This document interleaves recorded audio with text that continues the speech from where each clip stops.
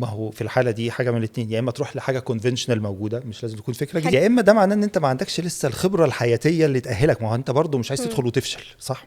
فيبقى اذا مش مهم ان انت، ده مش معناه ان الفشل غلط، هنفشل عشان نتعلم، بس اللي اقصده ما تكونش داخل حاجه عارف انها فاشله من الاول، لان انت ما عندكش خبرتها. فيا اما بما انك انت ما عندكش الموضوع، ما عشتوش قبل كده، يبقى غالبا مش هتقدر تنفذ الفكره لو لقيتها حتى انت مش عارفها. انا شفنا ناس كتير بتيجي يكون عنده يعني الفكره مش فاهمها كويس، وبعدين يقعد يدور على حد يفهمها له، وبعدين يقعد يدور على حد يعني هو لو حد هيجيب منتور عشان هو محتاج وفاهم هو عايز ايه، ده موضوع تاني، ده كويس جدا. انما لو حد جايب هو بيدور على فكره، فلقى فكره جديده وما يعرفش عنها اي حاجه خالص، فيروح يشوف له حد يفهمه ايه الفكره دي، هي بتتعمل ازاي، طب هي دي ايه موجوده إيه، او دي تتنفذ ازاي، طب ايه اهميتها. احنا في الحاله دي بنتحول لمشكله بتحصل، ان بتلاقي واحد بقى مدير وجايب حد تحته يعمل له الموضوع، وهو بوجوده هنا مجرد ان هو يقول لك انا اللي عندي فكره، هو مش فاهمها، مش عارف يدافع عن الفيجن بتاعتها،